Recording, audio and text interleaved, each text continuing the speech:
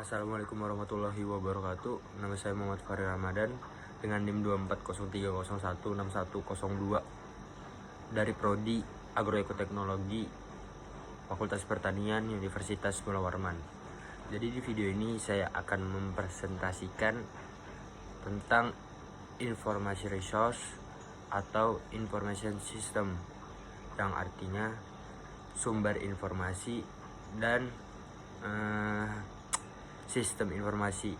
Di slide pertama, sumber daya informasi perusahaan meliputi yang pertama ada spesialis informasi, yang kedua ada perangkat keras atau hardware, yang ketiga perangkat lunak atau software, yang keempat ada pemakai, yang kelima ada data, yang keenam ada information. Pertama ada spesialis informasi, adalah pekerja yang bertugas mengelola dan menyebarkan informasi. Tugas-tugas yang dilakukan spesialis informasi antara lain mengumpulkan, mengatur, menyimpan, memelihara informasi dalam berbagai format.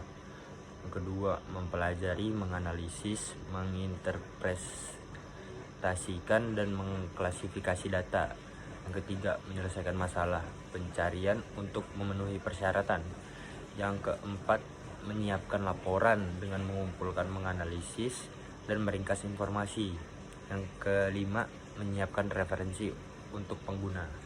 Dan sebagian besar berada di unit jasa informasi sekarang ini, cenderung mendistribusikan ke seluruh bagian perusahaan dalam berbagai area pemakai. Struktur fungsional perusahaan untuk layanan informasi.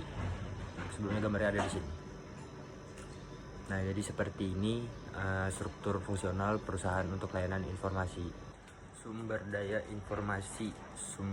informasi adalah data informasi, perangkat keras atau perangkat lunak, manusia dan jaringan yang digunakan untuk mendukung analisis strategis. Sumber daya informasi merupakan salah satu sumber daya yang setara dengan sumber daya keuangan dan sumber daya manusia.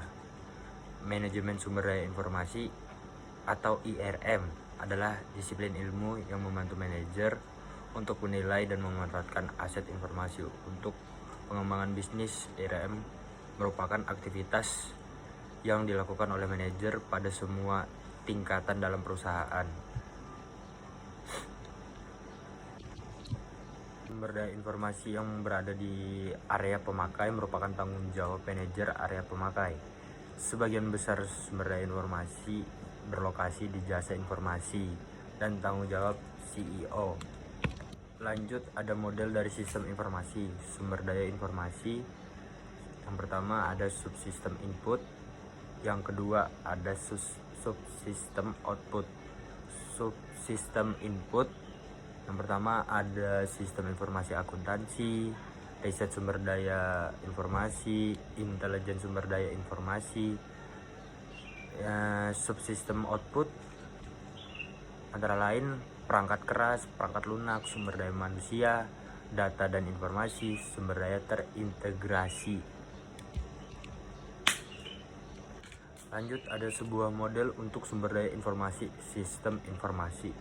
Gambarnya ada di sini. Subsistem riset sumber daya informasi. Subsistem riset biasanya digunakan untuk menjelaskan kegiatan yang terdiri dari proyek-proyek riset dalam perusahaan.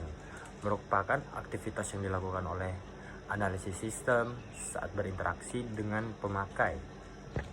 Lanjut, ada subsistem intelijen sumber daya informasi. Subsistem ini melakukan fungsi yang berhubungan dengan pengumpulan informasi dari elemen di lingkungan perusahaan.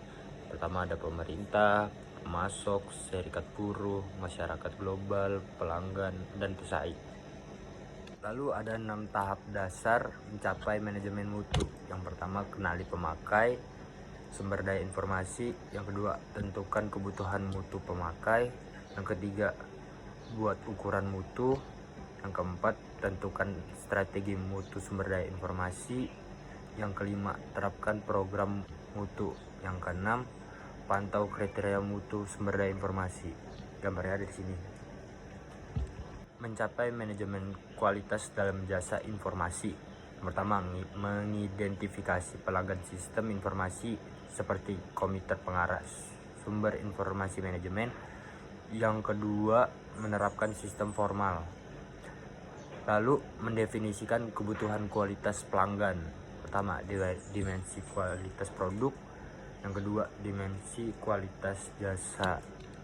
Yang ketiga, menetapkan kritik kualitas, yaitu kualitas produk informasi, kualitas jasa informasi. Yang keempat, mendefinisikan strategi kualitas sumber daya informasi.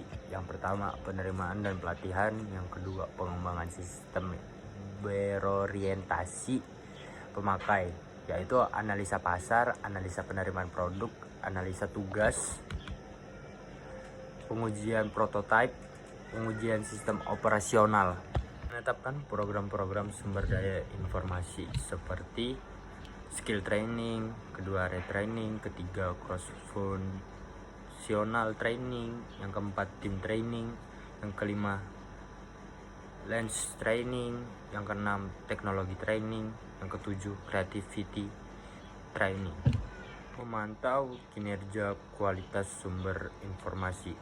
Yang pertama ada verifikasi sumber, yang kedua ada akurasi validitas, yang ketiga ada kesesuaian dan relevansi, yang keempat ada transparansi dan objektivitas, yang kelima kualitas bahasa dan penyajian, yang keenam penggunaan metode pengukuran kerja. Dan di slide terakhir ada strategi pengurangan biaya manajemen informasi. Yang pertama ada konsolidasi, yang kedua ada downsizing, yaitu transfer berbagai aplikasi dari platform yang lebih rendah. Yang kedua ada outsourcing, yaitu mengontrak semua atau sebagian operasi pada jasa di luar perusahaan. Mungkin sekian presentasi dari saya, kurangnya mohon dimaafkan, dan jika ada kesalahan-kesalahan kata mohon dimaafkan. Sekian, terima kasih. Assalamualaikum warahmatullahi wabarakatuh.